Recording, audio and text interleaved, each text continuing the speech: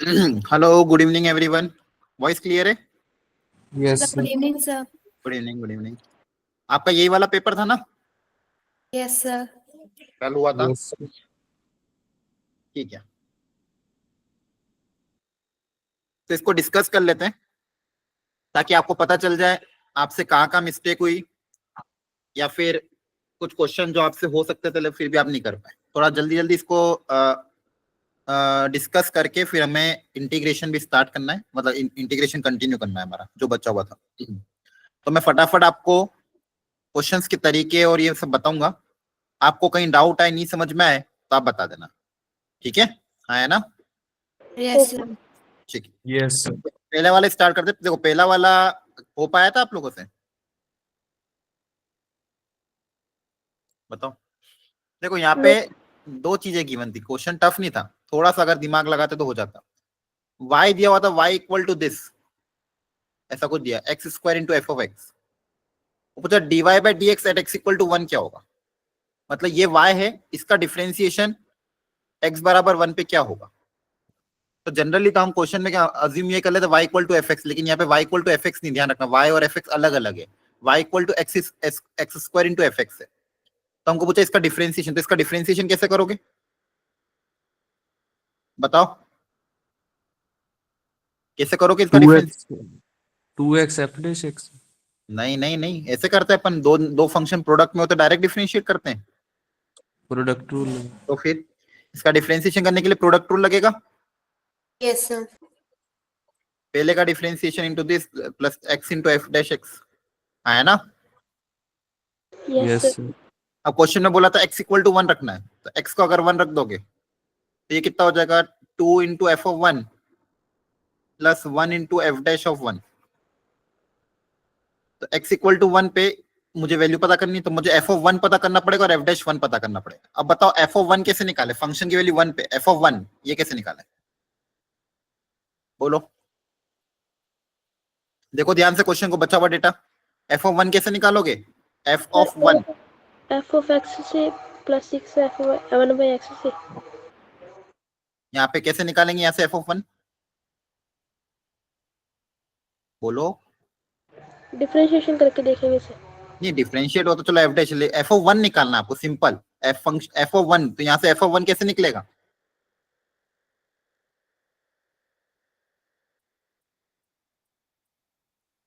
लगाओ, थोड़ा सा दिमाग लगाना है बस। एफ ऑफ 1 कैसे निकलेगा इस इक्वेशन से? एक्स की वैल्यू 1 पुट करके हाँ देखेंगे। बस खत्म। इतनी देर बाकी लोग भी बोल, इतना सा नहीं बता पा रहे हो, एक्स की वैल्यू 1 नहीं रख सकते यहाँ पे? यस तो फिर एक्स की वैल्यू जैसे ही 1 रखोगे आपके पास एफ ऑफ 1 आ जाएगा। ये उधर जाके 6 हो जाएगा, यहाँ पे कितना बचेगा, 14, 6 बाय 14, 3 बाय 7, चेक कर लेना एक बार, क्लियर है? Yes sir. यस। अब एफ डैश 1 कैसे निकालोगे, इसको डिफरेंशिएट करेंगे एक बार, यस सर। यस तो डिफरेंशिएशन क्या आ जाएगा, और 1 बाय एक्स का डिफरेंशिएशन,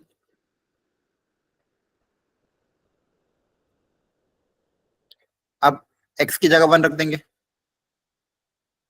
तो यहाँ से एफ डैश 1 आ जाएगा, क्लियर है? तो ये भी पता चल जाएगा, ऐड कर देना तो आंसर आ जाएगा, हाँ है ना? Yes sir. देखो क्वेश्चन को अगर ध्यान से पढ़ते ऑब्जर्व करते तो टफ नहीं था, बस क्वेश्चन आप क्या देख के घबरा गए। और मैंने आपको तो ये भी सिखाया था, अगर मान लो ये चीजें गिवन हो, एफ ओ 1 बाय एक्स को एलिमिनेट करना हो तो भी आप कर सकते हो, एक्स की जगह 1 बाय एक्स लिखोगे, एफ ओ 1 बाय एक्स के कोएफिशिएंट सेम बना के यहाँ से एफ एक्स निकाल लो, एफ एक्स की वैल्यू यहाँ पुट अप कर दो, डिफरेंशिएट कर दो, हाँ है ना? दूसरा वो तरीका भी, ऐसा क्वेश्चन तो क्लास में पहले ही बताया था कि जब भी ऐसे फंक्शन आए, अगर इससे एफ ऑफ एक्स निकालना है, देखो आपको क्या दिया हुआ है, 8 f x plus 6 F of 1 by x equal to x plus 5, मान लो ऐसा दिया है। आपको एफ ऑफ एक्स निकालना है तो आप क्या करो, एक्स की जगह 1 बाई एक्स रिप्लेस कर दो, तो क्वेश्चन क्या बन जाएगा, 8 f of 1 by x plus 6 F of x equal to 1 by x plus 5। है ना? बोलो। Yes, sir. अब ये दो इक्वेशन मतलब दो इक्वेशन है और दो अननोन कौन है, एफ एक्स और F O one by X. तो F O one by X को एलिमिनेट करने के लिए इनके कोफिशिएंट को सेम बनाना पड़ेगा। तो इस पूरी इक्वेशन को 8 से मल्टीप्लाई कर देते हैं दोनों तरफ, है ना? और इस पूरी इक्वेशन को 6 से मल्टीप्लाई कर देते हैं। आपके पास क्या हो जाएगा, देखो 64 f x plus 48 f O one by x equal to 8 times x plus 5 या फिर 8x प्लस 40। और नीचे क्या बनेगा, देखो ये 6 इंटू 6 36 एफ एक्स, 8 6 जा 48 f O one by x, इसका कोफिशिएंट सेम बन चुका है, इक्वल टू ये 6 इंटू 1 बाई एक्स प्लस 5। अब दोनों को सब्सट्रैक्ट कर दोगे तो ये वाला पूरा एलिमिनेट हो जाएगा, है ना? Yes, sir. इनको सब्सट्रैक्ट करोगे तो कितना आ जाएगा, ये 4 4 18, और यहाँ पे सब्सट्रैक्ट कर देना, ये हो जाएगा 40 माइनस 30 10, चेक कर लेना। तो ये एफ एक्स आ गया, एफ एक्स आ गया यहाँ से, Yes, sir. 18 उधर जाके डिवाइड हो जाएगा। अब इस एफ एक्स की वैल्यू यहाँ रख देना, फिर डिफरेंशिएट करके 1 रख देना तो भी आ जाएगा। और दूसरा तरीका ये, दोनों ही तरीके समझ में आना चाहिए। क्लियर है? Yes, sir. Clear है. ओके। इसके बाद था आपके पास कोफिशिएंट ऑफ एक्स की पावर 5। ये तो बहुत बेसिक क्वेश्चन है। ये हुआ कि ये भी नहीं हुआ? देखो ये कोफिशिएंट वाले क्वेश्चन मैंने आपको कल उस दिन भी बताया था रिवीजन में, जनरल टर्म लिखना है हमेशा। क्या लिखोगे? General term. तो इसकी जनरल, पहले तो जनरल टर्म का फॉर्मूला बताओ, बाइनोमियल में बताओ क्या था फॉर्मूला जनरल टर्म का, बताओ। x प्लस वाई की पावर n में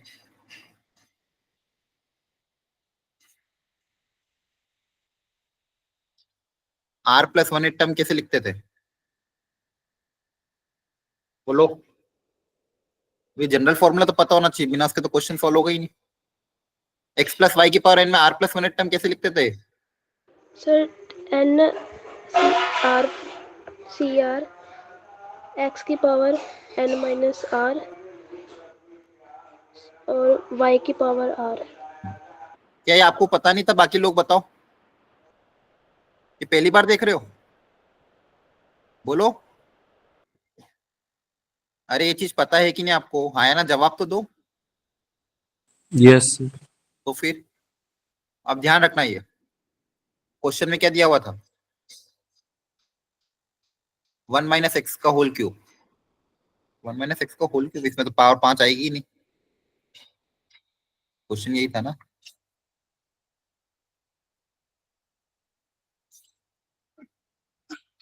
ये तो दिया ही क्यों? मैं क्वेश्चन एक बार क्रॉस चेक कर लेता हूँ।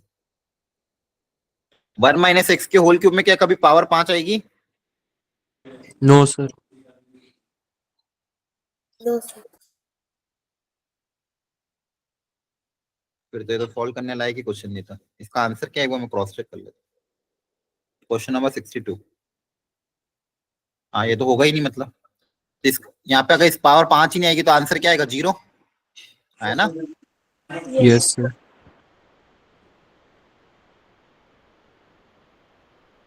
क्योंकि हाईएस्ट पावर ही 3 रहेगी।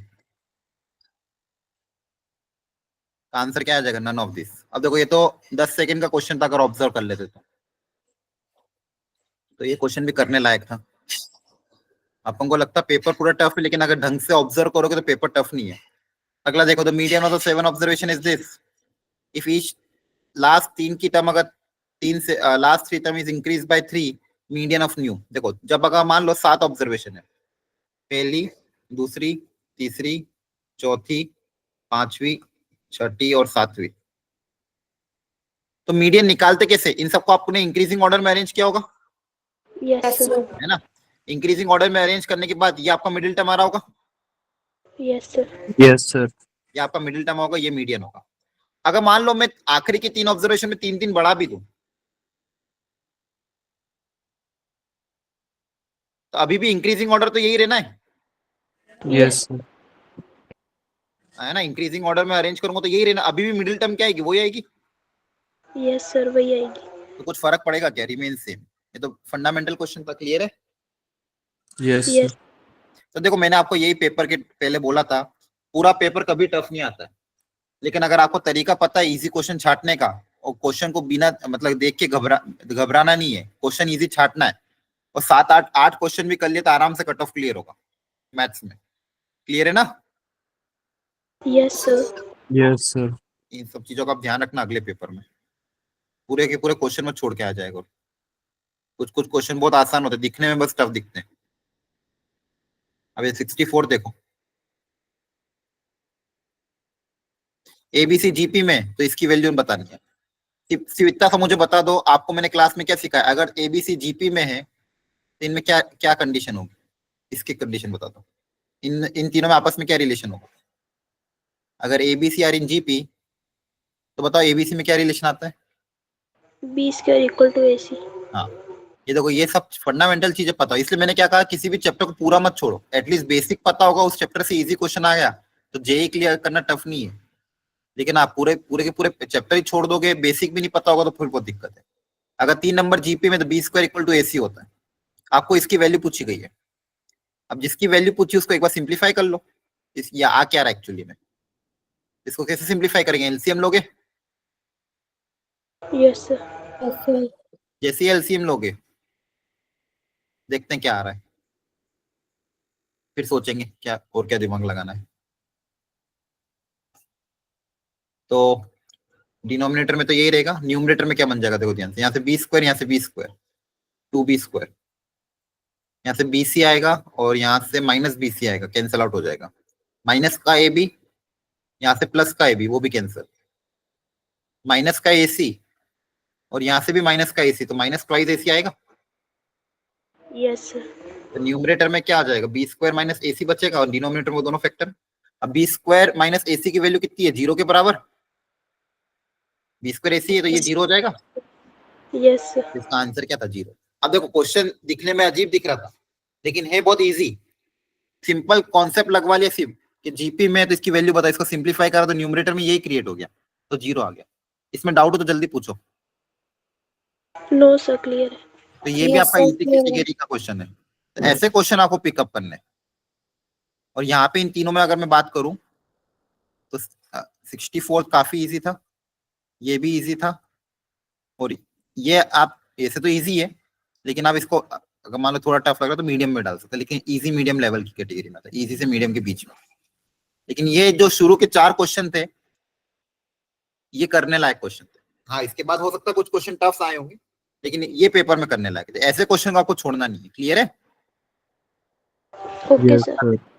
अगले वाले में भी क्वेश्चन का लेवल मीडियम लेवल ही है, कुछ कुछ कंडीशन गिवन है, ध्यान से देखो। P is not equal to Q, P cube equal to Q cube, और P square Q equal to this, तो बोला determinant of P square plus Q square क्या होगा।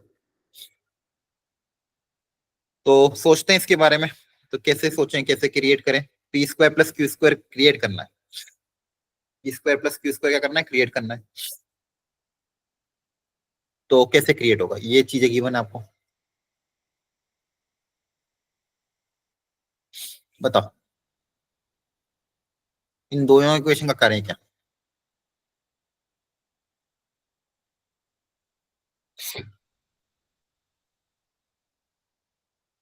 देखो अगर मुझे ये ऐसा कुछ P square plus Q square type से क्रिएट करना है, तो या तो अगर मान लो इन दोनों इक्वेशन को अगर आप ऐड करते हो, इसको मान लो 1 बोल दिया, इसको 2 बोल दिया, 1 और 2 को अगर अपन ने ऐड कर दिया,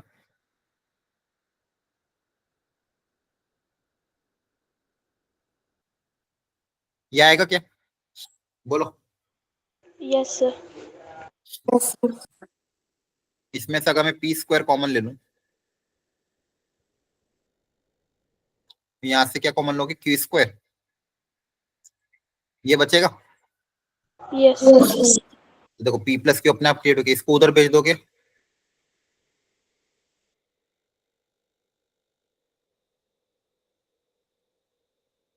तो 2 फैक्टर आए, पी प्लस क्यू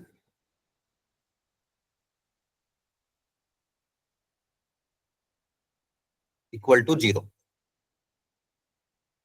क्लियर हुआ? Yes, sir. अब मान लो दोनों तरफ डिटर्मिनेंट ले लूं तो या तो इसका डिटर्मिनेंट 0 होगा या तो इसका डिटर्मिनेंट 0 होगा, है ना। और या फिर P square minus Q square 0 होगा या तो ये 0 होगा।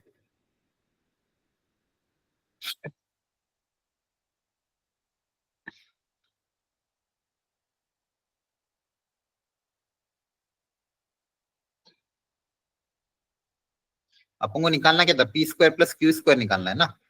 अपने पास क्या क्रिएट हुआ, P square minus Q square create हुआ। अगर सब्सट्रैक्ट करते तो फायदा होता क्या,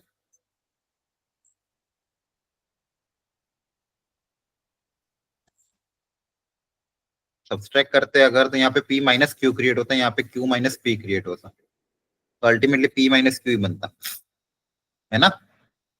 Yes, sir. नहीं, p माइनस क्यू तो बनता, लेकिन यहाँ पे माइनस का क्यू स्क्वायर बनता तो उधर जाके प्लस का क्यू स्क्वायर हो जाता। हाँ हाँ, देखो ऐड करने पे फायदा नहीं हो रहा है, क्योंकि ऐड करने पे P square minus Q square आ रहा है ना, मुझे तो P square plus Q square चाहिए। तो प्लस लाने के लिए इसको अगर माइनस कर देंगे तो ये माइनस उधर जाके प्लस हो जाएगा। Yes, sir. देखो इन्हीं चीजों से सीखना होता है।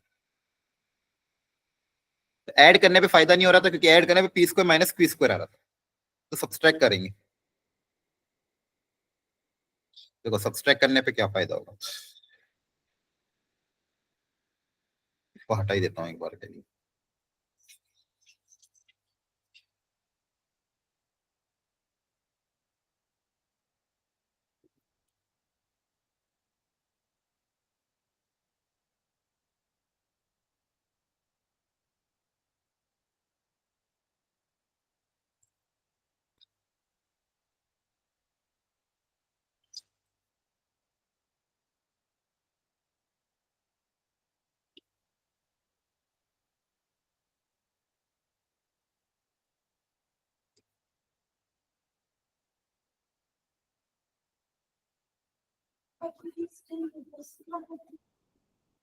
इसमें से भी माइनस कॉमन निकाल लेंगे,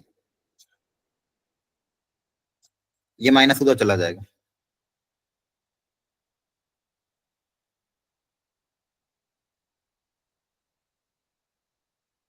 p minus Q equal to 0 है ना। अब सही है। Yes, sir. अब या तो ये 0 होगा या तो ये 0 होगा, पर इन्होंने बोल रखा already p is not equal to q, Yes, sir. है ना। देखो ऐसा सोचे, रुको अपन को डिटर्मिनेंट के बारे में सोचना है। अगर दोनों तरफ डिटर्मिनेंट ले लें,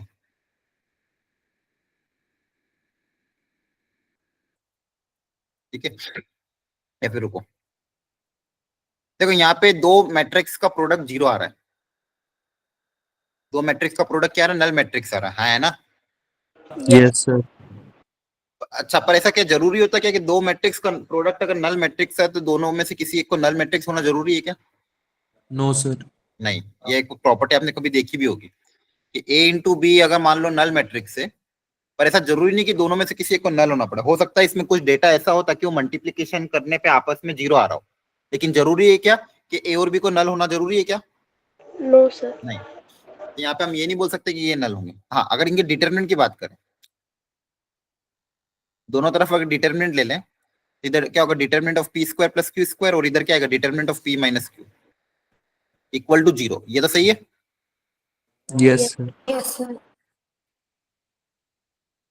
तो अब सोचते हैं, अब दो दो दो डिटरमिनेंट का प्रोडक्ट 0, तो मतलब कोई ना कोई एक तो 0 होगा ही सही, Yes, sir. है ना। तो या तो P square plus Q square का डिटरमिनेंट 0 होगा, या P square minus Q square का डिटरमिनेंट 0 होगा। क्लियर है। Yes, Yes, sir. sir. अब देखो पी और क्यू तो आपस में बराबर नहीं है, since P is not equal to Q, तो इन इसका डिटरमिनेंट का डिफरेंस तो 0 नहीं होगा, हाँ है ना। पी माइनस क्यू 0 के बराबर होगा क्या? नहीं। इसका मतलब determinant of P square plus Q square ये 0 होगा। Yes, sir. आ रही बात समझ में? Yes, sir. आ रही है.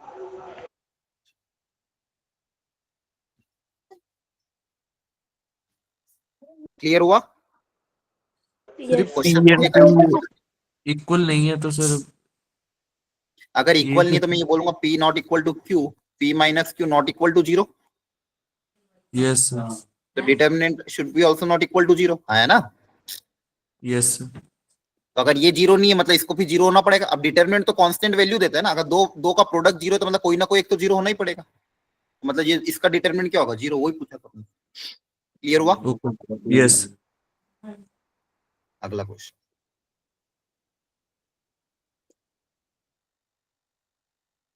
अच्छा एक चीज बताओ मुझे, एक सेकेंड। देखो आप लोगों का सिलेबस आपको पता है बहुत थोड़ा पीछे चल रहा है बाकी बैचेस में, क्योंकि आपका बैच थोड़ा लेट स्टार्ट हुआ था। अब बाकी बैचेस का 11 का रिवीजन की क्लासेस भी स्टार्ट होने वाली है मोस्टली नेक्स्ट वीक से। तो कैसे भी करके अगर आपका सिलेबस थोड़ा टाइमली कंप्लीट अगर हो जाए तो आपकी भी रिवीजन क्लासेस हम लगा सकते हैं। ठीक है? Yes, sir. तो मुझे ये बताओ कोई ऐसी ऐसा स्लॉट है कॉमन जिसमें आप सब लोग अपनी क्लासेस, देखो अपनी क्लासेस 7 से 10 चलती है, इसके अलावा कोई ऐसा स्लॉट जिसमें आप लोग अवेलेबल हो तो हम एक्स्ट्रा क्लास लेके थोड़ा चीजें कवर कर लेंगे, तो टाइमली चीजें कवर हो जाएगी, तो आपको 11 का रिवीजन भी हो जाएगा।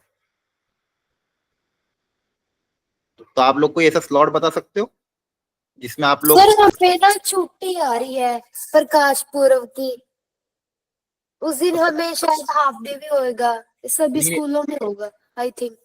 सबका तो सब अलग अलग स्टेट का अलग अलग रहता है, तो यहाँ पे हो सकता है आप बाकी स्टेट्स में ना हो। सर सुबह का रख लो स्लॉट फिर। सुबह लेकिन सब अवेलेबल नहीं रह पाएंगे। सुबह कितनी बजे? 7 से 8 सर सही है। ये सर 7 से 8 ठीक है, 9:30 स्कूल लगता है ना। एक बार को मैं पोल कर लेता हूँ। और एक और स्लॉट बताओ इसके अलावा। सर इवनिंग में 5:30 से 7 बजे। 5:30 से 7 में फिर आपको मेंटरशिप, वो आपकी जो ओपन सेशन है वो मिस करना पड़ेगा। कर लोगे? सर आप लोग सुबह अटेंड करते हो क्या कि नहीं करते हो? करते हैं सर। करते हो, कभी हाँ। कभी कर लेते हैं सर। हाँ। देखो एक ऑप्शन सुबह 7 से 8, उसमें किस किस को दिक्कत है तो एक बार हैंड रेस कर लो ताकि फिर इसको अपन हटा दें। हाँ मनीष, आपका स्कूल होता है? बहुत सारे को दिक्कत है। अच्छा ठीक है, तो 7 से 8 कैंसिल करो फिर। 6 से 7?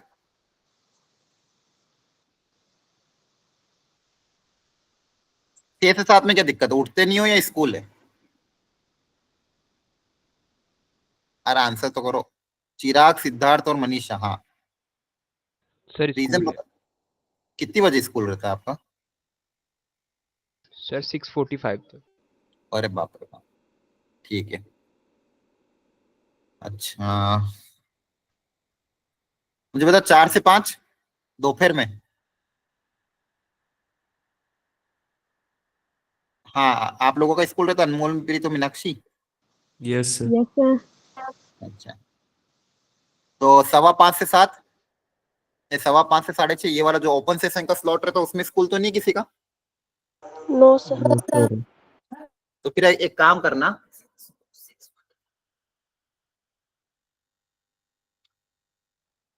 अभी 6 से 6:45 में पर आपको ओपन सेशन थोड़ा कर लो अटेंड, फिर इधर आ जाओ, पर बहुत लेंदी हो जाएगा आप लोगों के लिए। या तो आप ऐसा कर लोगे क्या कि ओपन सेशन स्किप कर दो, रिकॉर्डिंग देख लेना कभी जरूरत पड़े तो, यस सर ऐसा कर यस सकते हैं। सर। है ना? सर संडे को या छुट्टी वाले दिन क्लासेस ले लिया करो। अरे छुट्टी वाले दिन क्या रहता है, जैसे आप लोगों का पेपर रहता है, अलग अलग टाइम पे अलग अलग बच्चे पेपर देते हैं, उस दिन तो चलो ले भी लेंगे, वो दिक्कत नहीं। मुझे अब कम से कम डेली अगर लूंगा तो मैं जल्दी से, मैं सोच रहा हूँ कि आपका सिलेबस इस मंथ के एंड तक खत्म हो जाए, नहीं तो दिसंबर तक जाएगा। समझ में आ रहा है? देखो पूरा डेफिनेट बाकी है, differential area under curve, vector 3D probability, और फिजिक्स में तो बहुत सारा बाकी है, केमिस्ट्री में तो चलो ठीक है हो, इसमें भी थोड़ा बाकी है। मेरे को चाहिए कि वीक में एटलीस्ट मैं 2-3 क्लास एक्स्ट्रा आपके ले सकूं। सर रात में तो हम ज्यादा देर कर सकते हैं ना क्लास। नहीं नहीं, रात में मेरा लेक्चर रहता है ना इसके बाद। नहीं सर, जो बाद में होता है, इसके बाद जो एंड में होते हैं ना क्लासेस वो। हाँ वो 10 से 10:30 कह रहे हो? Yes sir. हाँ वो मैं सर को बोलूँ, उसमें सेकंड स्लॉट में जनरली आपकी फिजिक्स केमिस्ट्री चलता है ना? यस सर ये भी है। हाँ उसमें उनको बोल देंगे कि एक्सटेंड कर लेंगे वो। आपको कोई प्रॉब्लम तो नहीं है 10:30 तक खींचे तो, ताकि फिजिक्स केमिस्ट्री खींचा जाएगा आपका? नो सर कोई प्रॉब्लम नहीं है। ठीक है। ताकि एटलीस्ट उनका सिलेबस टाइमली कवर हो जाएगा, तो आपके बाकी बैचेस के साथ मर्ज हो जाएगा। रात 11 से 12 नहीं रहे, नहीं 11 से 12 के में नहीं हो पाएगा, मेरे लिए इश्यू है, मेरा पूरा दिन खराब हो जाता है 11 से 12 में। तो एक काम करते हैं,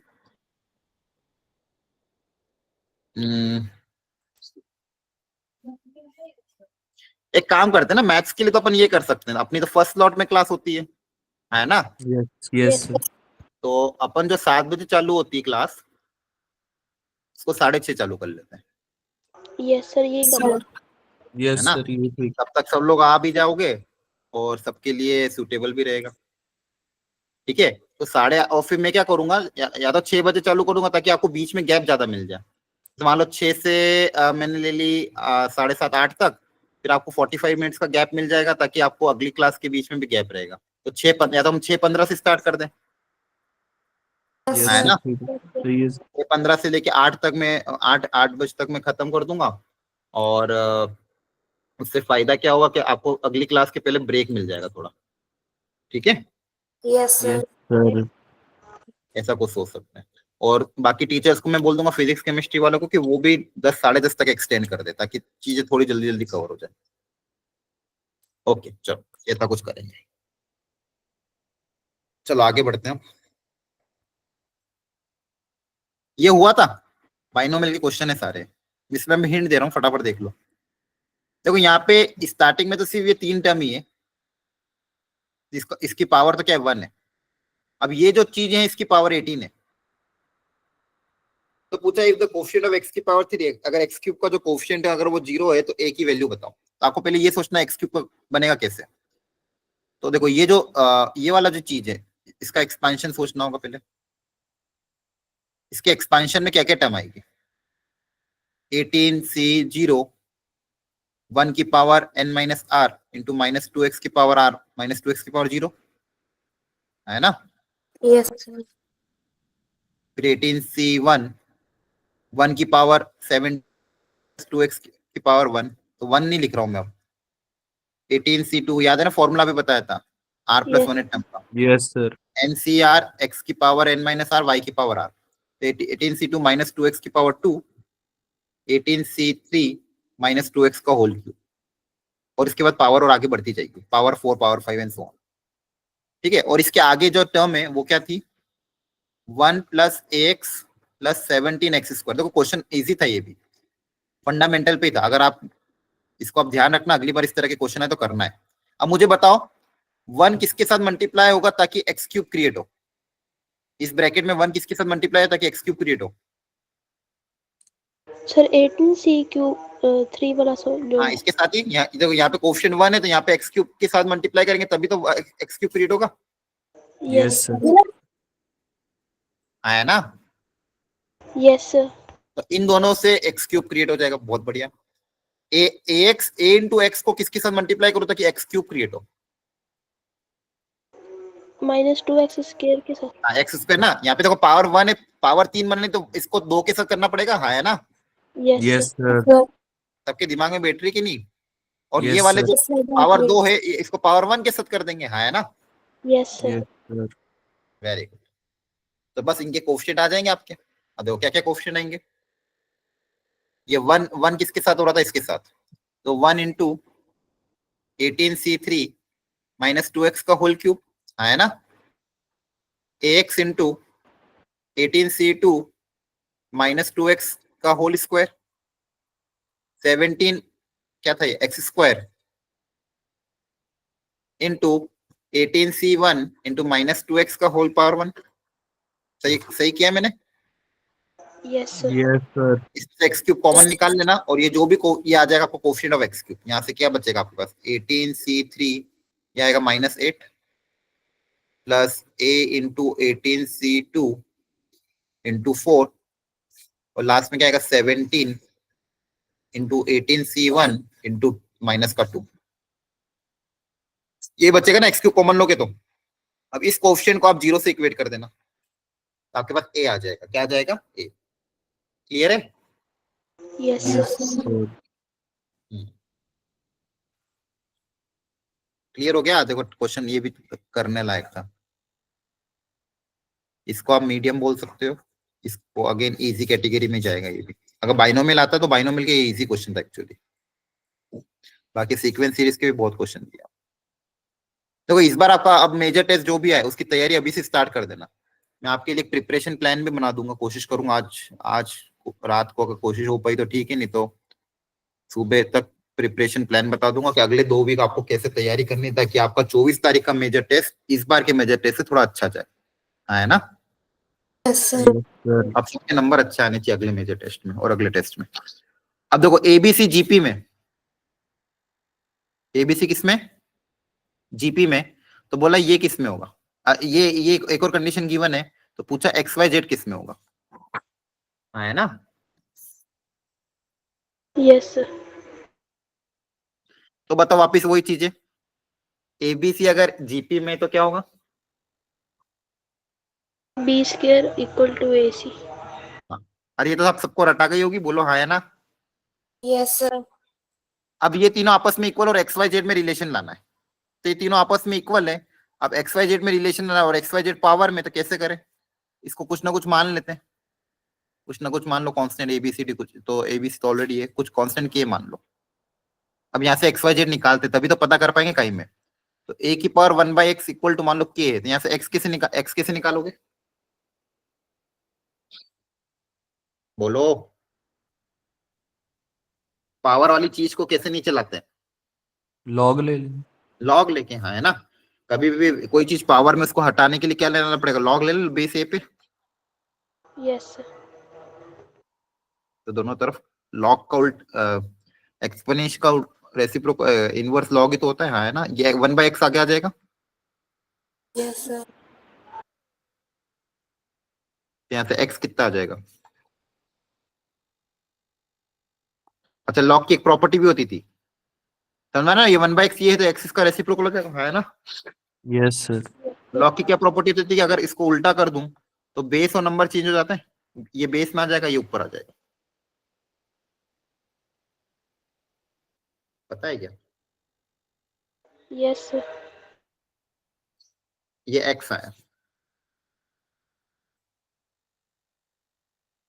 y क्या आएगा इसी तरह से, b,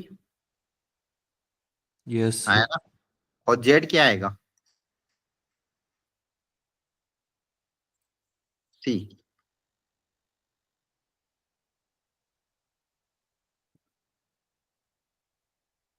एक्स वाई जेड आ गया। Yes sir. अब मान लो एबीसी अगर जीपी में, आपको ये पता है, तो मैंने पिछली क्लास में भी, अगर एबीसी जीपी में, तो बताओ लॉग ए लॉग बी लॉग सी किस में होते हैं, ये तो रट AP। ले एपी में। ये नोट याद रख लेना, क्यों, इसका कारण भी बहुत आसान है। अगर एबीसी जीपी में, तो B square equal to AC होगा, यस दोनों तरफ सर। लॉग ले लो, और लॉग लोगे तो 2 आगे आ जाएगा, और यहाँ पे प्रोडक्ट वाला सब में टूट जाएगा, 2 उधर जाके डिवाइड हो जाएगा, तो log B equal to log A plus log B by 2। तो ये किसकी कंडीशन है, एपी की तो कंडीशन है। अगर यस सर। ये तीनों नंबर अगर एपी में होते हैं, जैसे आपको एपी में क्या बताया जाता है कि अगर एक्स वाई जेड एपी में, तो इनमें आपस में क्या रिलेशन होता है, 2y equal to x plus Z, है ना। तो यहाँ पे Yes. 2y two of something equal to this plus this, मतलब ये तीनों नंबर किस में होंगे, एपी में ही होंगे, क्लियर है। तो अब ये याद रखना आगे से हमेशा, अगर एबीसी जीपी में उन पे लॉग लगा दो तो किस में आ जाएंगे, एपी में आ जाएंगे, क्लियर होगी बात। Yes sir. यहाँ पे भी अगर एक्स क्वेश्चन में क्या था, एबीसी अगर एपी में, तो एक्स वाई जेड किस में आ जाएंगे, लॉग लगाने के बाद जीपी में, सॉरी यस। ये AP में। एपी में आ जाएंगे, ठीक है। 68 fx is a second degree polynomial, तो कोई सेकंड डिग्री पॉलिनोमियल का एग्जांपल बताओ, कौन सा होता है सेकंड डिग्री पॉलिनोमियल, क्या अजम्पशन मानोगे। अरे सेकंड डिग्री पॉलिनोमियल कौन सा होगा, पॉलिनोमियल ऑफ डिग्री 2, बताओ। डिग्री मतलब समझते हो कि नहीं, यस सर। एक्स क्या की होता है डिग्री, पावर। एक्स की पावर 2, तो अजम्पशन क्या मानोगे, क्वाड्रेटिक इक्वेशन ही तो मानोगे। डिग्री 2 का क्या होगा, यस। क्वाड्रेटिक। ये आपने पॉलिनोमियल मान लिया, A X square plus B X plus C. अब बोला है कि F of one equal to F of minus one अगर है और एबीसी अगर एपी में है तो F dash A, F dash B और एफ डैश सी किस में होंगे? सबसे पहले तो आप इस कंडीशन को अप्लाई करके पता करो एबीसी में रिलेशन क्या है। F of one equal to F of minus one दिया हुआ है, एफ ऑफ वन कितना हो जाएगा? ए प्लस बी प्लस तो देखो क्वेश्चन ये भी आसान था, सेकेंड डिग्री पॉलिनोमियल तो यही होगा, अजीम मान लिया। फिर जो क्वेश्चन में बोल रहा है वो करते जाओ, एफ ऑफ माइनस वन निकालो, इन दोनों को इक्वल कर दें। यस जो क्वेश्चन में बोला वही कर रहे हैं, कुछ भी नया नहीं कर रहे हैं। ए से ए कैंसिल, सी से C cancel, two B equal to zero, तो बी की वैल्यू जीरो आ गई। Yes sir. आपको तो पॉलिनोमियल और आसान हो गया। एफ एक्स क्या आ जाएगा?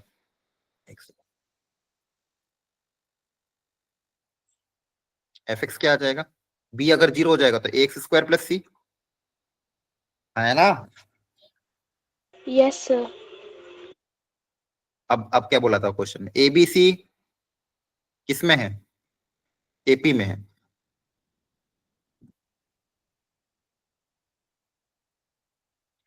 और एफ एक्स क्या है? ए एक्स स्क्वायर प्लस सी। और अपन को पूछा क्या था? F dash A, F dash B और एफ डैश सी किस में होंगे? तो अब इनकी वैल्यू निकालने एक बार, यस पहले एफ डैश सर। निकाल लेते हैं। एफ डैश क्या होगा? 2x। Yes sir. तो एफ डैश ए कितना आएगा? 2a square. F dash B कितना आएगा? 2b square. सही कर रहा हूँ? देख लेना एक बार, समझ में आ रहा है? देखो एफ एक्स आपका बी अगर जीरो हो जाएगा तो एफ एक्स क्या हो जाएगा? ए एक्स स्क्वायर प्लस सी होगा ना। Yes sir. का डिफरेंशिएट करोगे तो क्या आएगा? 2ax, कांस्टेंट का डिफरेंशिएशन जीरो। अब F dash A, F dash B और एफ डैश सी, सॉरी एफ डैश बी कितना आएगा? गलत बताया आपने। 2a, 2a तो पहले से था, बी रख दोगे। एफ डैश सी कितना आ जाएगा? 2ac, है ना? अब बताओ मुझे, अगर ए बी सी एपी में है, अब इन सब में हो क्या रहा बेसिकली? देखो इन सब में अगर इन सब में मैं 2a से मल्टीप्लाई करूं तो ये क्रिएट हो जाएगा। Yes sir. इन सब में अगर मैं 2a से मल्टीप्लाई करूं तो ये क्रिएट हो जाएगा। अब मुझे ये बताओ, एपी में प्रॉपर्टी होती थी, अगर कोई नंबर, 3 नंबर एपी में है तो उनमें अगर किसी कांस्टेंट से मल्टीप्लाई करने पे वो अभी भी एपी रहता है कि कुछ और हो जाता है? एपी रहता एपी रहता है ना। तो अगर ये 3 नंबर एपी में, अगर इन सब में मैं 2a से मल्टीप्लाई भी कर दूं, है ना, तो यस अभी सर। अभी भी किस में रहेंगे? एपी में तो रहेंगे। सही है, सर। बढ़िया बढ़िया क्वेश्चन थे। फंक्शन कंटिन्यूस है तो क्या कर लोगे? लिमिट की वैल्यू फंक्शन की वैल्यू के बराबर होगी, के बराबर, हाँ है ना? यस है। Yes sir. ठीक है। ये मीडियन निकालना है, निकाल लोगे?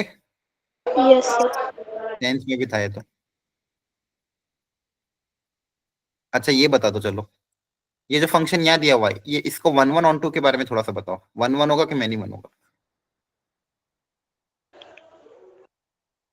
देखो मैनी 1 कब होता है? जब दो अलग अलग वैल्यू पे सेम वैल्यू आ रही हो। 1 1 कब होता है? दो अलग अलग वैल्यू पे अलग अलग वैल्यू आ रही है हमेशा। मैनी वन है मैनी 1, हाँ, कारण कैसे बताओगे? मॉड मॉड लगा हुआ है सर, नेगेटिव नहीं, वैल्यू मॉड भी लगा हुआ अकेला मॉड नहीं है ना, ऐसा नहीं बोलोगे मॉड लगा हुआ है। आपको जस्टिफिकेशन अच्छे से देना होगा। मॉड अकेला मॉड होता तो ठीक था, मॉड -1 अपॉन मॉड +1 है तो जरूरी थोड़ी है। और बताओ, और क्या तरीका होगा मैनी मैनी 1 बताने का? हाँ बताओ बताओ। तो रेंज के बराबर आएगी सर। नहीं नहीं, वो तो ऑन टू के लिए चेक करते हैं। 1 1 1 1 के लिए क्या बताओगे, कैसे सोचोगे? अरे 1 1 को निकालने के लिए क्या क्या तरीके बताए थे ये बताओ। x1 इक्वल टू f(x2) और हॉरिजॉन्टल टेस्ट भी होता है सर इसका।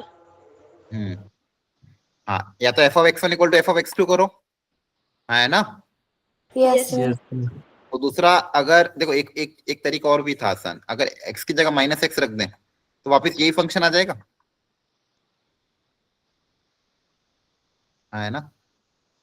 Yes Yes, sir. sir. Yes और सर। अगर एफ ऑफ एक्स और equal to F of minus X है तो ये किस टाइप के फंक्शन होते थे? Many ones. Many. नहीं, इवन। ऑड इवन याद है? Yes Yes, sir sir. याद है। Yes, sir. ये इवन फंक्शन है और इवन फंक्शन का ग्राफ वाई एक्सिस के बहुत सिमेट्रिक होता है, जैसा इधर होगा वैसा ही इधर होगा। तो हॉरिजॉन्टल लाइन हमेशा दो से ज्यादा जगह ही कट करेगी। एक तरीका ये, दूसरा तरीका यहाँ पे अगर आप ऑब्जर्व करोगे फंक्शन की वैल्यू 1 पे 0 आएगी और फंक्शन की वैल्यू -1 पे भी 0 आएगी, है ना? Yes sir.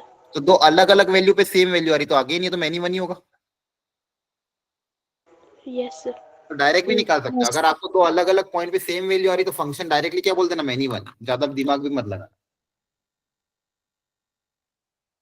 बोलो। Yes sir. Yes.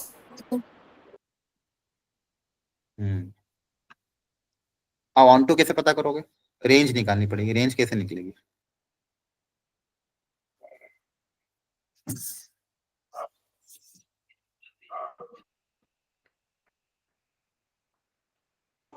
वैसे रिप्लेस करेंगे सर। हाँ देखो, रेंज निकालने के लिए मैंने क्या सिखाया था कि x को y के टर्म्स में लिख दो, या तो याद यस आ रहा सर। है? Yes, sir. हर चीज बता रखी है, बस आपको याद होनी चाहिए। आप रिवाइज करोगे नोट्स तो सब कुछ याद हो जाएगा। रेंज निकालने के लिए x को y के टर्म्स में लिखना है। यहाँ पे क्रॉस मल्टीप्लाई x निकाल लेते हैं।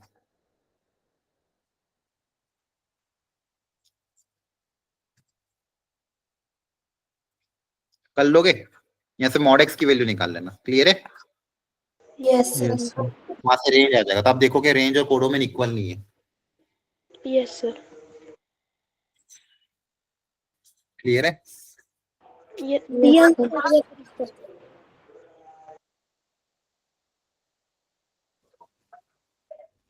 पेपर काफी अच्छा होता है एक्चुअली, हर बार कहीं ना कहीं कॉन्सेप्ट रहते हैं, लेकिन आप लोग अगर घर पे हर पेपर के बाद बहुत कम रिसॉल्व करते होंगे इसको। अब ये क्वेश्चन डायरेक्ट क्लास में बताया था। अगर x की जगह 7 रख दोगे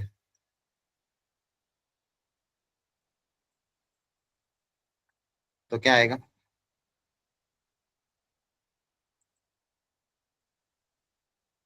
देखो यहाँ पे तो क्या होना चाहिए कंडीशन? फर्स्ट वाले की कंडीशन क्या थी कि sine inverse of sine x, ये x कब आता था? जब x कहां से कहां तक लाई करे। -1 से 1। Minus pi by 2 square root. सोच समझ के बताओ सब लोग। लॉजिक दिमाग करो कि क्या होगा, -1 से 1 होगा कि -π/2 से π/2। खुद से दिमाग लगाओ। इस केस में -1 to 1 होगा कि -π, और खुद से सोचो, फिर जस्टिफाई करो खुद को, और फिर फाइनली श्योर बताओ। श्योर, एकदम श्योर होके बताओ। सर -π/2 से π/2 होगा। हाँ, क्या Yes, क्या sir. लॉजिक कैसे लगाया आपने? क्योंकि सर फिर सर इसमें अगर पहले जैसे हम एंगल माइनस पाई बाई 2 से पाई बाई 2 रखेंगे तो वैल्यू -1 से 1 आएगी साइन इनवर्स के अंदर। नहीं, ये नहीं कह रहा हूँ, वो सब नहीं। यहाँ पे sine inverse of sine x x कब बना? अब देखो यहाँ पे लॉजिक ऐसे से याद करना। अंदर फंक्शन कौन सा, ये देखो, ट्रिग्नोमेट्रिक के इनवर्स ट्रिग्नोमेट्रिक? ट्रिग्नोमेट्री। ट्रिग्नोमेट्रिक। आपने बचपन से क्या देखा, ट्रिग्नोमेट्री के अंदर वैल्यू रखते हो कि एंगल?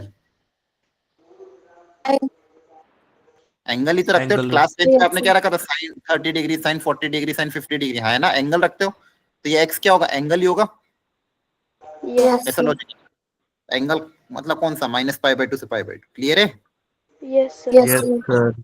याद रखना, कभी नहीं भूलोगे। सेकेंड वाला जो है sine of sine inverse X, ये एक्स कब होगा? जब एक्स कहां से कहां तक हो। -1 से 1। -1 से 1। हाँ, क्योंकि यहाँ पे साइन इनवर्स है, साइन इनवर्स का इंटू -1 से 1 होता है। Yes, sir. अब बताओ इसकी वैल्यू कितनी आएगी?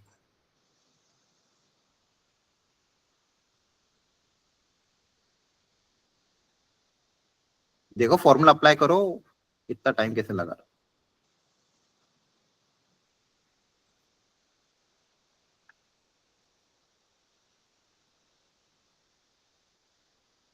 साइन ऑफ साइन इनवर्स की वैल्यू x कब आती है? जब x की वैल्यू -1 से 1 लाई करे। अब ये 1/2 -1 से 1 के बीच में है कि नहीं है? Yes sir. Yes sir. अरे में आ रहा है तो इसका आंसर भी कितना आ जाएगा? 1/2 नहीं आ जाएगा? x ही तो आ जाएगा।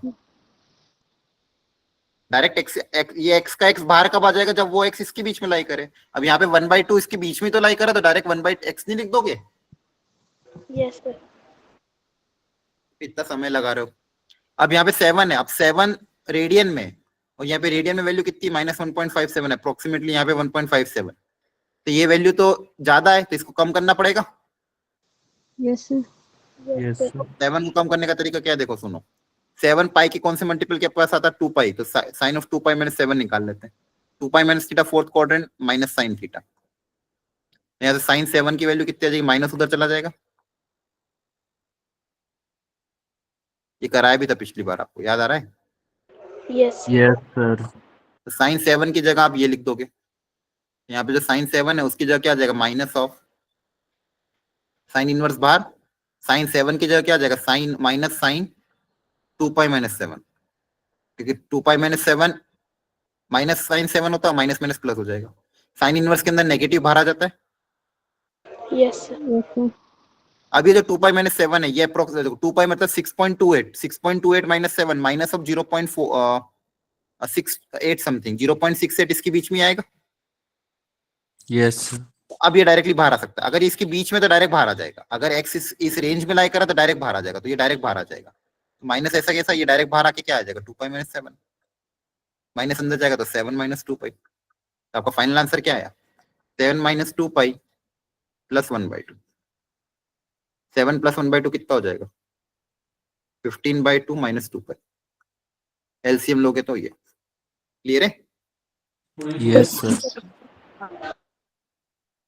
अगला वाला भी देखो, अगर लॉग वाली टर्म्स एपी में, तो लॉग के अंदर वाली टर्म किस में होगी, जीपी में। जीपी में ना। उल्टा ही तो हो गया, अगर एबीसी जीपी में होता तो लॉग लगाने पे एपी में हो जाता। अगर लॉग वाली टर्म एपी में, जिसके अंदर वाली टर्म जीपी में होगी। Yes sir.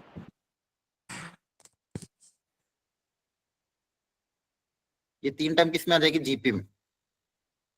और जीपी में अगर है तो फिर कंडीशन अप्लाई कर देना, मिडिल टर्म का square equal to product of first term and last term.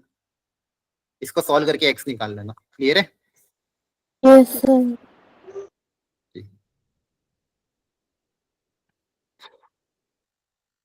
कितना टाइम बाकी, ठीक है।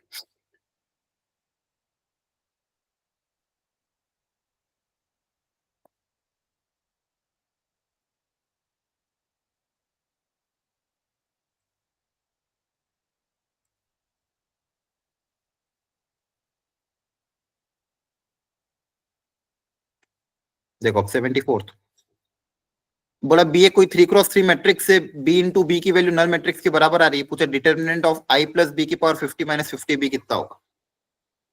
अब देखो आई प्लस बी की पावर क्या है, 50 है।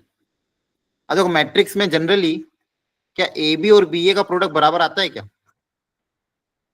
No sir. नहीं, कभी कभी इक्वल हो सकता है, लेकिन हर बार जरूरी नहीं है। कभी कभी इक्वल, कभी कभी नॉट इक्वल। तो जनरली हम क्या बोलते हैं, इक्वल, मतलब ऐसा कंपलसरी नहीं कि ए बी बी ए के बराबर ही है ना।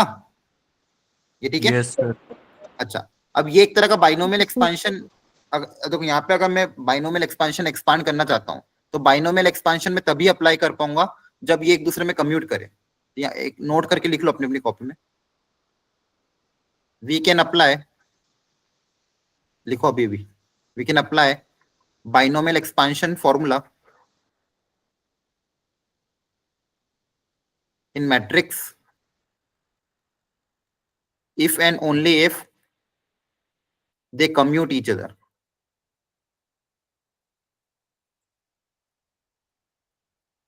कम्यूट ईच अदर का मतलब क्या है कि अगर मान लो दो मैट्रिक्स है ए और B, that is for A plus B की पावर एन, ए बी का प्रोडक्ट बी ए के बराबर है, तभी हम बाइनोमियल एक्सपांशन लगाएंगे, अदरवाइज नहीं लगाएंगे।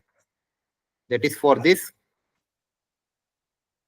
If A B equal to B A, अगर ये कंडीशन है then only we can apply, otherwise not. ठीक है।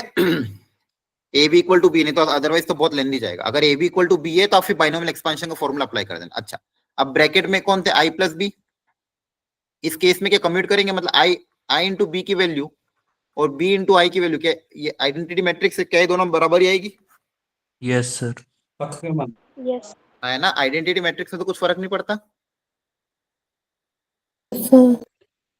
आई इंटू बी करो बी इंटू आई करो, दोनों बी के बराबर ही आएगा। तो यहाँ पे आप अगर ये कम्यूट करता है तो यहाँ पे आप बाइनोमियल एक्सपेंशन अप्लाई कर सकते हो। तो यहाँ पे बाइनोमियल एक्सपेंशन क्या होगा, 50c0 आई की पावर 50, है ना?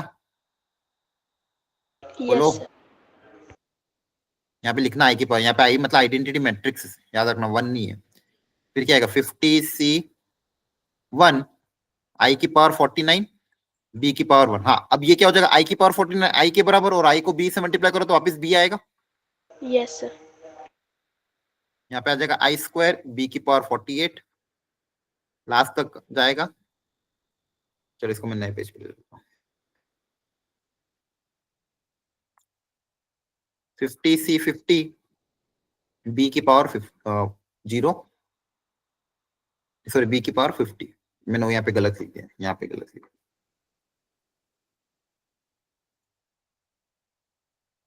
आई की पावर 48 बी की पावर 2। ठीक है, बोलो। बी स्क्वायर 0 के बराबर दिया हुआ था, तो बी स्क्वायर और बी क्यू वगैरह, ये बी स्क्वायर से आगे की सारी पावर 0 हो जाएगी। Yes sir. है ना, बी स्क्वायर के सारे आगे की पावर सारी क्या हो जाएगी, 0। तो आपके पास क्या बचेगा, 50c0 आई की पावर 50 प्लस 50c1 आई की पावर 49 इंटू बी, क्योंकि बी स्क्वायर से आगे की सारी पावर 0 हो जाएगी। अगर बी स्क्वायर 0 तो बी क्यूब भी 0 होगा, बी की पावर 4 भी 0 होगा, बी की पावर 6 भी 0 होगा। 50c0 मतलब 1 होता है, तो आई की पावर 50 भी आई होता है, 50c1 50 होता है टाइम्स बी। इस पूरे का एक्सपांशन क्या आएगा, ये इसका एक्सपांशन ये था, और इसमें -50 भी कर रखा था क्वेश्चन में, है ना? Yes yes sir. तो ये तो कैंसिल हो जाएगा, तो आपके पास क्या बचेगा, डिटरमिनेंट ऑफ आई कितना होता है, 1। बोलो, आई बात समझ में? Yes sir. Yes sir third में बोला था ए में कोई 3x3 मैट्रिक्स है और आपको 3 कंडीशन दी हुई थी। तो ये भी क्वेश्चन बहुत करने लायक था, थोड़ा सा लेंदी था लेकिन बहुत आसान था। तो आप क्या करना, इसको घर पे वापस ट्राई करना। एम को कोई भी 3x3 मैट्रिक्स अज्यूम कर लो, A1 A2 A3 B1 B2 B3 C1 C2 C3। यहाँ वैल्यू पुटअप करना, और आपको क्या पूछा है, A1 plus B2 plus C3, इसकी वैल्यू पूछिए, देखना अपने आप आ जाएगी, क्योंकि अननोन कम ही रहेंगे, 0 0 0 भी है ना। तीन इक्वेशन को सॉल्व करके आप ये सब निकाल सकते हो। क्लियर है? यस सर ठीक है। क्वेश्चन 76 तो क्लास में कराया था कि अगर एफ एक्स दिया हुआ जी एक्स दिया हुआ, F of G X discontinuous कहाँ पे होगा, तो F of G X, F of G of X, ये कहाँ पे नॉट डिफाइन होगा, एक तो जहां पे जी के अंदर एक्स रखने पे नॉट डिफाइन हो, और जी एक्स की वैल्यू जब एफ एक्स में जाएगी जहां पे वो नॉट डिफाइन। तो सबसे पहले जी एक्स को देखेंगे, जी एक्स कहाँ पे नॉट डिफाइंड है, 2 एक्स की किस वैल्यू पे, 2 पे। 2 पे, एक्स इक्वल टू 2 पे डिसकंटिन्यूस होगा। अब ये जी एफ के अंदर जाएगा, तो जी एफ के अंदर जाएगा तो एफ ऑफ जी एक्स कैसा दिखेगा, 1 माइनस जी एक्स का स्क्वायर माइनस 4gx प्लस 3। अब इसका भी डिनोमिनेटर नॉट इक्वल टू 0 होना चाहिए, यस सर है ना? अब यहाँ इसको भी सॉल्व करके देख लेना कि एक्स की वैल्यू किसके बराबर नहीं आ रही, आपको पता चल जाएगा कितने पॉइंट ऑफ डिसकंटिन्यूटी। क्लियर है? Yes yes sir. Yes sir. एक तो gx का डिनोमिनेटर नॉट इक्वल टू 0 होना चाहिए, और g जो f के अंदर जाएगा उसका डिनोमिनेटर नॉट इक्वल टू 0। तो ये दो कंडीशन आपको देखनी है। अगले बोला number of integral term in the expansion of this. तो ये जो इंटीग्रल टर्म वाले क्वेश्चन आते हैं इसमें आप पहले जनरल टर्म लिखोगे, जनरल टर्म लिखने के बाद फिर आपको देखना पड़ेगा कि पावर क्या रखें ताकि इंटीजर आए। एक बार मैं सिखा देता हूं ताकि अगली बार के लिए आपको ध्यान रहेगा, देख लो एक बार। एक सेकंड,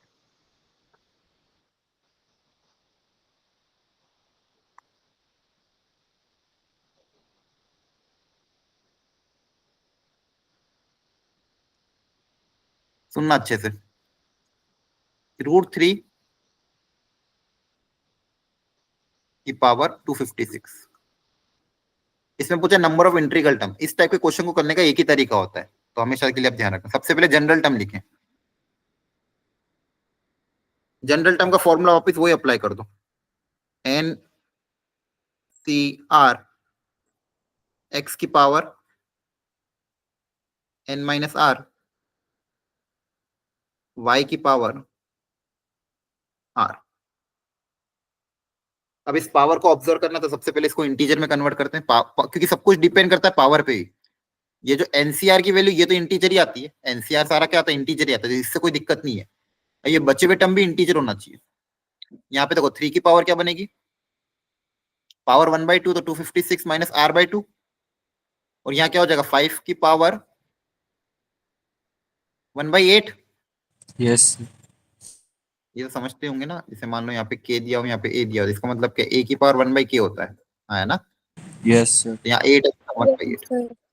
अब देखो इसका आंसर अगर इंटीजर लाना, तो ये तो ऑलरेडी इंटीजर है, यस सर। ठीक है, ये ऑलरेडी इंटीजर है, इनको इंटीजर बनाना पड़ेगा, तभी सारी टर्म इंटीजर आएगी। और इंटीजर बनाने के लिए यहाँ पे तो इंटीजर है, इनकी पावर भी कैसी होनी चाहिए, इंटीजर। पावर अगर इंटीजर हुई तो भी तो आंसर इंटीजर आएगा, पावर अगर फ्रैक्शन होगी तो दिक्कत हो जाएगा। पावर अगर इंटीजर आ गया तो पूरा आंसर हमेशा इंटीजर आएगा। यस सर तो अब आपको ये लॉजिक लगाना कि 256 माइनस आर बाई 2, इसमें आर की वैल्यू क्या क्या रखे ताकि ये इंटीजर आए। अब देखो 2 से डिवाइड हो रहा है, यहाँ पे इवन नंबर है, तो आर को भी इवन नंबर होना पड़ेगा, तभी तो 2 से डिविजिबल होगा, यस सर ठीक है। तो आर शुड बी इवन। अच्छा, एक चीज हमेशा याद रखना, एनसीआर में ये जो आर होता है, ये स्टार्ट कहां से होता है, 0 से, और कहां तक जाता है, एन तक जाता है। यस सर तो आर की वैल्यू भी देखो 250 क्या है, 256 माइनस आर है ना, तो आर की वैल्यू कहां से स्टार्ट होगी, 0 2 4, कहां तक जाएगी, लास्ट 256 तक। ये वैल्यू अगर रही तो इसका आंसर हमेशा इंटीजर आएगा, क्योंकि देखो ये इवन है, इसको भी इवन पड़ेगा, होना पड़ेगा, तभी तो इवन नंबर 2 से डिविजिबल होगा। यस सर दूसरी कंडीशन क्या है कि ये भी इंटीजर होना चाहिए, तो r/8 शुड ऑल्सो भी इंटीजर। तो यहाँ पे इंटीजर होने के लिए r को क्या क्या होना पड़ेगा, बताओ। r/8 इंटीजर कब आएगा आंसर, r कैसा होता है कि r/8 इंटीजर आए, डिविजिबल बाय 8 हाँ 8 का डिविजिबल होना चाहिए, 8 से डिविजिबल मतलब 8 की टेबल में आना चाहिए, है ना। Yes sir. बोलो, अब ये भी होना चाहिए, ये भी होना चाहिए, तो दोनों होना चाहिए, तो इन दोनों कंडीशंस का क्या लोगे आपस में, इंटरसेक्शन। इंटरसेक्शन। अब देखो ये यहाँ पे तो सारे इवन नंबर आ रहे हैं, और यहाँ पे सिर्फ 8 के मल्टीपल, तो ये वाले नंबर तो ऑलरेडी इसमें कवर्ड है, तो इन दोनों का इंटरसेक्शन क्या आएगा, ये खुद ही आएगा, यस सर। यस सर है ना। यस सर यहाँ पे तो देखो ये 2 4 8, इसमें तो ये सारे आ ही रहे हैं, तो इन दोनों का कॉमन इंटरसेक्शन तो ऊपर वाला ग्रीन वाले पार्ट आएगा ना, इनका इंटरसेक्शन क्या आएगा, 0 8 16 एंड अप टिल 256। अब इसमें नंबर ऑफ टर्म्स पूछिए, कितनी टर्म्स है, तो जितनी नंबर ऑफ टर्म्स होगी उतनी आपकी इंटीग्रल टर्म हो। अब इसमें नंबर ऑफ टर्म्स निकालने का तरीका, ये क्लास 10 में एपी एक तरह की है ना, yes sir it's an AP, इसकी एन निकालना है, first term 0, common ratio sorry common difference D के बराबर, लास्ट टर्म पता है आपको 256 है, nth टर्म का फॉर्मूला क्या होता है, a plus n minus 1 into D, yes sir है ना। ये तो 10th में भी किए होंगे ना, लास्ट टर्म पता है, फर्स्ट टर्म पता है, डी पता है, n निकालना, लास्ट टर्म कितनी है 256 equal to a plus n minus 1 into D. 256 को 8 से डिवाइड कर देगा तो 8 3 जा 24, 8 2 जा 16 इक्वल टू n माइनस 1, तो n कितना आ जाएगा 33, तो 33 टर्म्स है। तो दोनों में नंबर ऑफ कॉमन टर्म्स कितनी है 33, मतलब बेसिकली इनमें मतलब ये जो टर्म्स है ये कितनी है 33 टर्म। तो अगर ये 33 आर की वैल्यू 33 अलाउड, मतलब ऐसे 33 वैल्यू अलाउड है जहां पे इसका आंसर क्या आ जाएगा इंटीजर, तो नंबर ऑफ इंटीग्रल टर्म कितना आएगा 33। आई बात समझ में, yes sir Yes, sir. Yes sir. Clear हुआ। Yes. Yes sir clear. इसके बहाने बाइनोमियल रिवाइज हो गया आपका, एक बार वो घर पे ट्राई करने क्वेश्चन।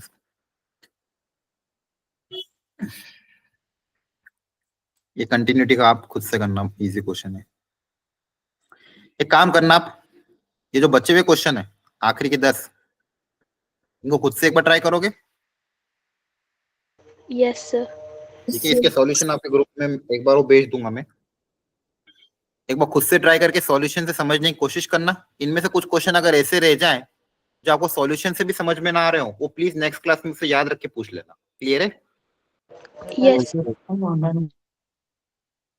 इसका सॉल्यूशन मैं आपके ग्रुप में आज ही भेज दूंगा। क्लियर है? पूरे पेपर का ही भेज दूंगा। सर आ रखा है पहले। आ गया ऑलरेडी, वेरी गुड। अच्छा एक चीज आप फिर ये कर लेना, फिजिक्स केमिस्ट्री में थोड़ा पहले से देख के आ जाना, ताकि नेक्स्ट क्लास में जब सर पेपर डिस्कस करे आपका, फिजिक्स केमिस्ट्री वाले सर, अगला लेक्चर किसका है? फिजिक्स केमिस्ट्री का। तो अगले लेक्चर के लिए तो टाइम नहीं है।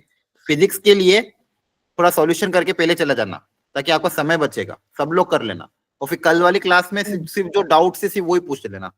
उनको बोलना मैम को कि सर, मैम या सर जो भी आपके हैं, कि हम ऑलरेडी सॉल्यूशन करके, हमको इन क्वेश्चन में डाउट है, आप ये बता दो। चैट बॉक्स में लिख देना, ताकि उनको ध्यान रहेगा कि हाँ पूरा पेपर डिस्कस नहीं करना है।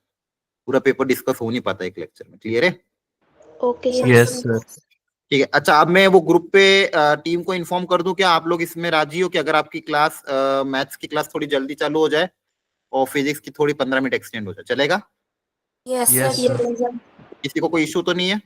No sir. ठीक है, ये आप लोगों के लिए, ताकि अगर आपका सिलेबस जल्दी कंप्लीट हो गया तो 11 का रिवीजन में आप भी बाकी बैचेस के साथ ऐड हो जाओगे। चलो ठीक है, ओके। आज इतना ही रखते, कल से फिर अपन इंटीग्रेशन आगे कवर करेंगे। Okay bye, good night, take care. Thank you sir.